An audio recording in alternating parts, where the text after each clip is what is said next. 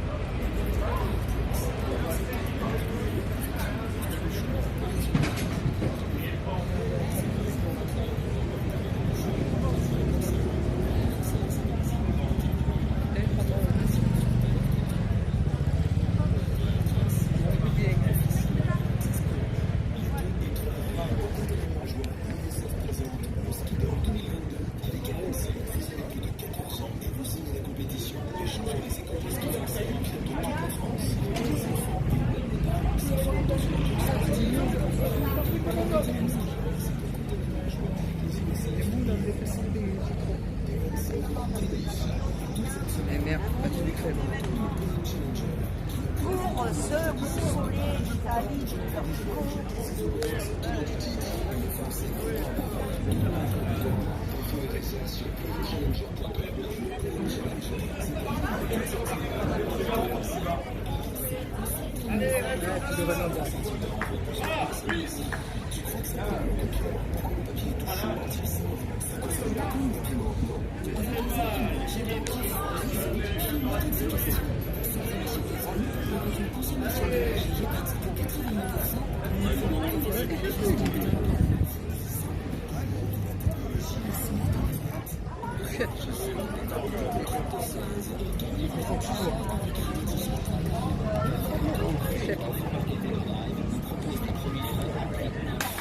D'autant plus que, souvenez-vous, tout à l'heure à midi moins 10, vous avez 2500 € à gagner en direct par un coup de fil. Ces 2500 €, vous avez encore 47 minutes devant vous pour les gagner en m'envoyant salaire par SMS au 732-16. Salaire par SMS au 732-16, vous faites le 32-16 touche 3, vous vous inscrivez, c'est un tirage au sort, on vous appelle en direct et vous gagnez les 2500 €, à vous de jouer, à vous de gagner. Pendant la pause, on se régale avec les panisses. Marseille, il y en a plus déjà, et de Camargue, Didier. Pas mal, hein, c'est bien, c'est bien. Et je voudrais remercier également un brasseur de bière qui officie à Aubagne, il s'appelle Olivier Plâtre, et il fait des super bières, ça s'appelle Les Deux Fonds la bière. Bravo à Olivier, un fidèle des GG. Avec modération. Alors vous savez qu'en fait RMC a posé ses studios durant 48 heures RMC, parce qu'il y a un match d'hier, on était avec Michel Platini dans Rotten sans flamme, dans sa brasserie, son restaurant du côté de Cassis. Ce soir il y a un match de foot au Vélodrome, c'est match amical entre la France et la Côte d'Ivoire, effectivement. Ouais, les Bleus sont à Marseille. Et alors, quand on parle football ici, il y a une personnalité incontournable. Ah, c'est qui? C'est le coach! C'est coach Thomas! C'est le coach, on s'est dit, viens Roland, rejoins-nous, assieds-toi, on s'est dit quand même, il fallait qu'on salue Roland. Oh non! Et Roland, né à Marseille. Ben oui, dans les quartiers nord, à Saint-Antoine exactement. Il y a combien de temps? Il y a 25 ans. Quelques années, mais j'ai trop de mémoire, je me rappelle. Mais tu reviens toujours à Marseille en fait. Ben, un petit peu par obligation, mais par affection aussi. J'ai encore ma soeur Claude et mon beau-frère Guy qui habite vers Allo, entre Allo et Château-Gombert. Et donc, dès que j'ai l'occasion, hier on a fait d'une pierre à plusieurs coups, puisqu'il y avait cette émission avec Rotten et Michel Platini, ce qui est toujours un plaisir, même si, évidemment, moralement. RMC, les grandes gueules en direct de Marseille. Les grandes gueules sur RMC avec les alarmes des caméras Vérissure. Vérissure, numéro 1 de la télésurveillance en France. RMC, midi 15h. Estelle Midi. Sur RMC dans Estelle Midi en compagnie de Perico Légas, Laurent Dandrieux et Emmanuel Dancourt. Au sommaire aujourd'hui, Emmanuel Macron qui n'exclut pas de faire remettre le masque des touristes classiques au poste pour les 13 heures avec une incitation sans alcool. La question, c'est celle-là.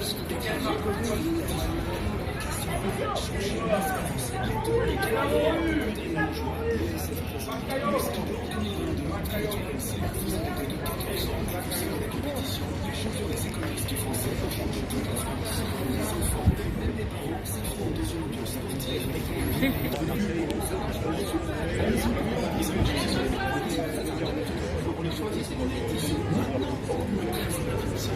Chez Optique Center, veuillez attendre l'avis de l'audition. Avec la audition, les appareils auditifs sont à moins 40%. Vous n'avez pas de lunettes à votre vue, même en progressif. À l'acte du 1er janvier au 30 novembre 2022, dispositif médical, conditions organisées.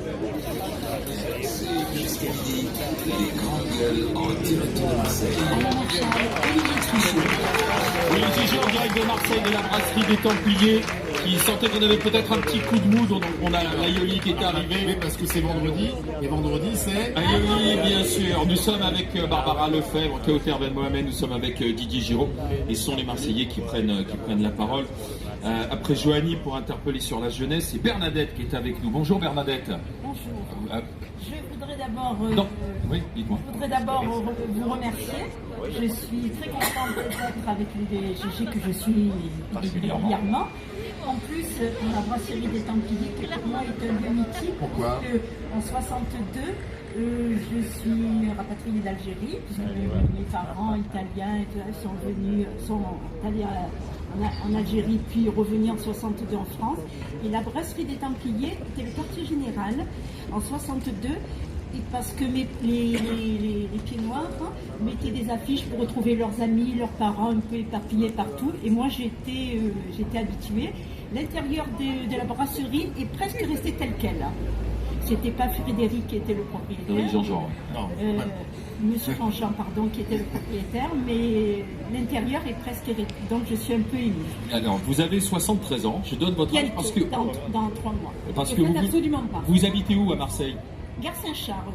D'accord. Et vous vouliez justement nous alerter ou interpeller, parler de l'insécurité qu'on retrouve régulièrement au cœur de la campagne électorale. Alors, l'insécurité, vous n'êtes pas sans savoir qu'à la Gare Saint-Charles, elle est très présente. Mais ce que je veux surtout mettre un point, c'est sur l'insécurité, surtout pour les seniors.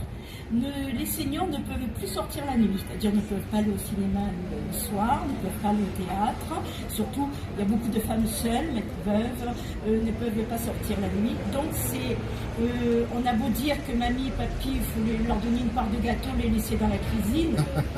C'est quand même, moi je suis un peu... Vous êtes active, vous aimez sortir. Moi, je suis active. J'ai travaillé jusqu'à 67 ans. Jusqu'à 60 ans à la PHM. Puis après, quand mon dernier fils faisait des études, j'ai continué à travailler. Donc je suis très active. Mon mari qui a 73 ans continue à travailler également. Donc vous voyez bien que... Donc le soir, quand vous voulez vous divertir, sortir sans avoir peur, quoi, en fait. Sans avoir peur. Impossible d'aller sur la Canebière. Ah bon? Que le soir. Non. Impossible de remonter jusqu'à la gare, impossible de prendre un bus. Moi, admettons mon mari à la limite, il peut me protéger. Vous ne vous sentez pas en sécurité? Non, pas du tout, pas du tout. Alors, il y a tellement une différence. Moi, quand j'avais 18 ans, j'habitais Saint-Louis. Saint-Louis, c'est dans le quartier nord de Marseille. Et on descendait cinéma sur la Canebière, on prenait le bus entre filles, on descendait sur la Canebière, on allait au cinéma, on remontait vers minuit, 1h du matin. Sans problème. Sans problème. Et donc, tout s'est dégradé. C'est parce que, vous voyez, vous m'apprenez quelque chose, moi, vu de ma Bourgogne natale, l'image d'Épinal qu'on a, c'est que Marseille, c'est un gorge dans les quartiers nord, le trafic de hashish, mais on ne sait pas que cette insécurité n'est pas pour vivre. Elle est de partout. Ça a changé depuis quand, ça? Ça a changé, alors je peux vous dire, j'ai une référence, puisque mon fils, j'ai été obligée de le mettre en privé. Il a 33 ans, j'ai été obligée de le mettre en privé en 6e. Donc, ça fait une vingtaine d'années. Ça fait une vingtaine d'années, alors que ma fille a fait un cursus public, il n'y avait pas de problème. Mais et si vous allez... Mais il n'y a pas suffisamment de policiers sur le terrain, c'est ça? Que pour certains, la procédure administrative est arrivée à son terme, mais les moyens de reconduction, s'ils n'ont pas obtenu leur droit d'asile, etc. La problématique, c'est ça, c'est l'accueil dans bonne condition d'un certain nombre de populations. Quand vous laissez les gens, mais vous savez, madame, ici dans le centre de Marseille, vous avez ce problème de ce gymnase, mais à Paris, vous avez des gens qu'on laisse sous le périph', des familles parfois, mais aussi des jeunes hommes qu'on laisse sous le périph' dans des tentes et qui finissent. C'était pas leur objectif de finir drogués, de finir au crack, mais et pour certaines femmes d'être obligées il y a limite de se prostituer, ou des garçons aussi de se prostituer. À Paris, nous avons le même problème. Et à Paris, la municipalité non plus ne fait rien puisqu'elle retoque vers l'État. Donc cette problématique-là des migrants, c'est pas le migrant en soi qui pose un problème, c'est parce que pas que d'aucune aide. C'est ce que dit Madame Bernadette. Je sais, non, mais l'insécurité créée, c'est aussi parce que ces gens n'ont pas l'accueil, on n'est pas à la hauteur au niveau de l'accueil qu'on leur propose. Alors, pour vous donner un exemple, même en plein jour, quand il y a des SDF qui sont alcoolisés, en plein jour, vous pouvez traverser au milieu de bouteilles de... voilà. Mais en plein jour, en pleine gare Saint-Charles, je confirme parce que hier... Ça, c'est pas si compliqué que de sécuriser une gare. Ah, mais il faut c'est que des moyens, ce qu'elle demande, Bernadette. Le problème, c'est la proximité de la gare. C'est pas la gare en elle-même. C'est la proximité de la gare en elle-même. Mais c'est surtout à proximité. Alors, même la gare en elle-même, il y a un McDo. Oui, il y a vu le McDo. Il y a des vigiles. Quand je suis allée voir le directeur pour lui dire, ils se mettent sur l'esplanade et ils lancent des bouteilles, je lui dis, mais vous êtes le directeur de McDo, faites quelque chose. Ah, il me dit, madame, les vigiles, je ne veux pas les envoyer à la guerre. Voilà. Alors, est-ce que Bernadette, c'est un sentiment qui est partagé largement, ce qu'elle dit, Kauter? En particulier pour les personnes âgées, mais après, voilà, regarde hier avec Didier et Paul, la moitié de l'équipe, on est rentré à 7h du matin. J'ai terminé toute seule, moi, à pied, à partir d'ici jusqu'à chez moi. Voilà, j'étais un talent, j'avais mes bacs. Voilà, je n'ai jamais été agressée dans la ville et pourtant, voilà, que ce soit dans les quartiers nord. Moi, je n'ai jamais été agressée. Oui. Ma mère l'a été, ma soeur l'a été. Donc, voilà. Mais c'est ce qu'elle ressent, Bernadette. C'est une réalité. Mais ce que je veux dire, c'est qu'il n'y a pas que les migrants qui agressent. C'est pas ce que j'ai dit, qui agressent. C'est pas ce que j'ai dit. Non, non. Et allez, attendez, alors, il y a un problème d'accueil, mais moi, je le vois surtout depuis le Covid, y compris. Alors, je ne stigmatise pas parce que je fais des maraudes tous les jours, j'essaie de les aider, mais même si ce n'est pas mon travail et que j'ai peu de moyens. Il y a un problème aussi d'alcoolémie en fait. Les gens sont d'alcoolémie, de drogue.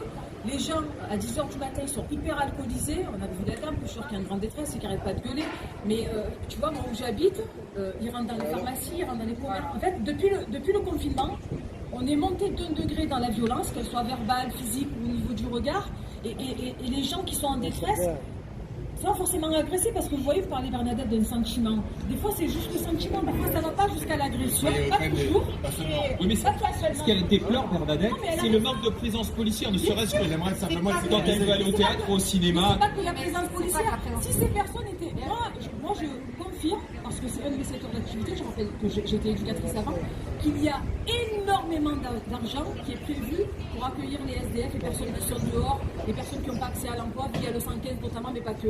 Mais cet argent est mal dépensé. Tu appelles, on te met une nuit dans une chambre d'hôtel qui coûte en moyenne 70 €. Tu ne peux pas cuisiner, tu ne peux pas laver ton linge. Des fois, c'est des familles qui sont dans une chambre d'hôtel. Alors que, excuse-moi, on fait le compte ici. 70 € x 30 jours, ça fait combien? Ça fait 1 800 € en moyenne, 2 000 €. Non mais... 2100 €. Voilà. Et tu peux